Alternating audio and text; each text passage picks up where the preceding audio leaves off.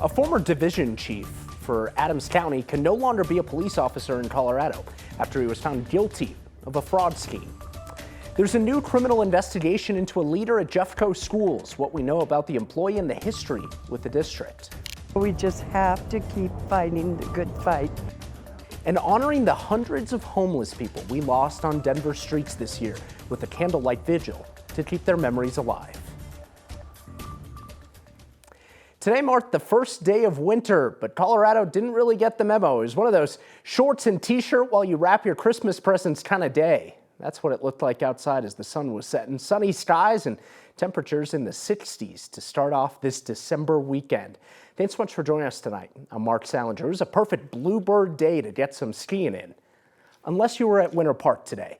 The gondola at Winter Park malfunctioned, stranding 150 to 175 people inside the cabins. Everyone needed to evacuate with the help of ski patrol. And there's only one way out, rappelled down with a rope. This is what it looked like there as all those people tried to get out. This video was sent to us from some people who were there to witness it all after getting rescued themselves. Thankfully, no one was hurt. We're told it took at least 4 hours to get everyone off the broken lift. This comes on the first weekend that Winter Park Express trains started taking people from downtown Denver up to the resort. Bad start for that. Want to bring in 9 News Weather Impact Team meteorologist Corey Reppenhagen now. And Corey, you and I are both Colorado natives, and this is pretty rare. You don't see that very often. Super rare. Yeah, I have seen a few cases where they've had to evac some people off of a lift before, but that is super rare. And those lifts just go through bloody murder with the weather, with the freezes and the wind and the freeze-thaw cycle. It's just rough out there. Glad that was all had a good resolution, let's say that. We have a very nice night here in the Denver metro area. Relatively mild conditions here for the first night of winter. That's right, we had the solstice early this morning, and we had a high temperature of 66 today, and that was only 1 degree away from tying an all-time record for this date.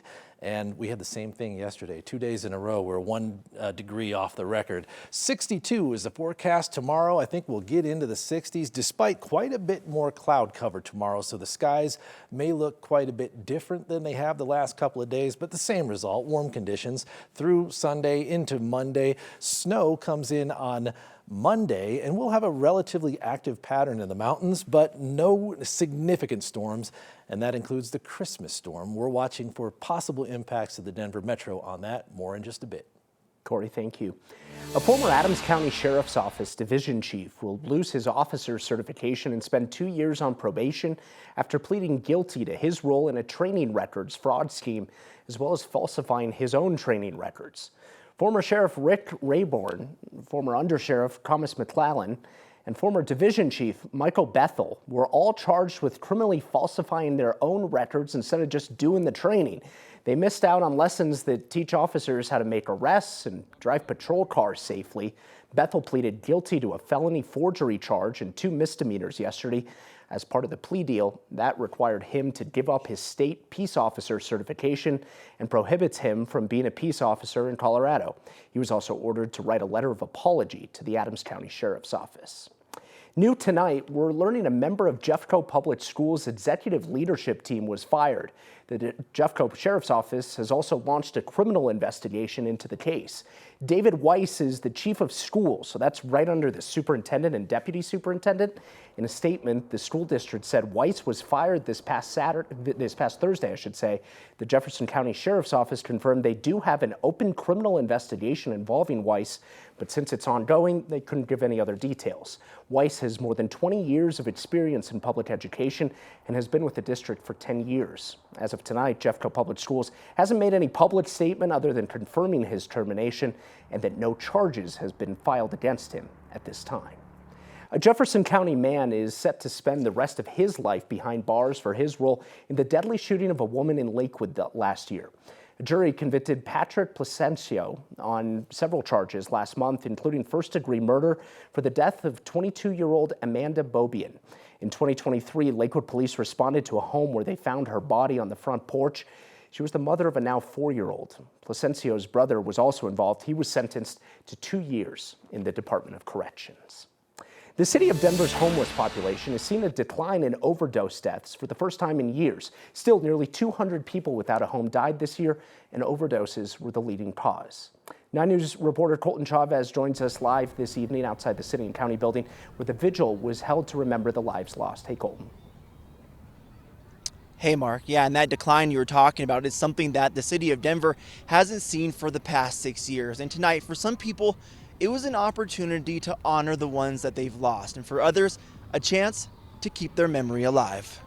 Oh, Danny boy, I love you so. For the names we know and the ones we don't. A lot of these people don't have anyone here for them. For the nearly 300 people who were homeless and lives were lost this year, the message is clear. That's part of the reason I came down. I want to be, just for the night, their mother, grieving their loss. A loss that doesn't go unfelt by Karen Underwood as she thinks of her own son, Kevin. I adopted him and his brother. She sees each candle as another mother's child. I buried my homeless, severely mentally ill son last year. The coalition made a luminaria for him and said his name, and it meant more to me than they could ever imagine. She hopes the memorial vigil will do the same for others. I've had a lot of familial loss, some of it from addiction, some of it just, natural causes. Maxine Gomez Miller says it's a time to honor,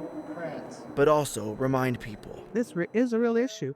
Unhoused people are everywhere. Both Maxine and Karen agree more can be done. There are about 15 less names on the program this year. I don't know that that's improvement because there are still over 290 people who died homeless. Last year, the Colorado Coalition for the Homeless says it's a decrease from 311 people lost the previous year. I think it just acknowledges their presence here. And brings with it Don't give up. a motherly reminder. Don't give up. Don't give up. The name of the event tonight was We Will Remember. And Mark, I have to tell you, watching everybody here share their stories, talk about their loved ones, I can confidently say it went above the headline. Live in Denver tonight, Colton Chavez, 9 News. Colton, thank you. More funding is heading to local programs in Boulder County to address opioid use. The county awarded nearly $4 million to several city, county, and community programs to help with education, prevention, and harm reduction. In total, 21 organizations were chosen, and they'll receive the funding over the next 2 years. In Washington, President Joe Biden has signed a government funding bill to avoid a shutdown. It comes after the Senate passed the American Relief Act of 2025 right before the midnight deadline.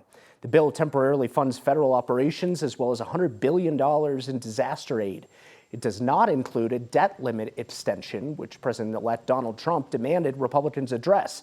However, House Speaker Mike Johnson did confirm that Trump was happy with the outcome. President Joe Biden released a statement today saying the agreement is a compromise and that neither side got everything that it wanted. Also in Washington, Senate Democrats say the Supreme Court has an ethical crisis. Democrats on the Judiciary Committee released a report today describing alleged ethical lapses by the justices. The 95-page report accuses some of the justices of being lax in identifying conflicts of interest that should cause them to excuse themselves from cases. One example in that report criticizes Justice Clarence Thomas of failing to recuse himself from cases involving the January 6th attack on the Capitol because of his wife's support for then-President Donald Trump's efforts to overturn the 2020 election results.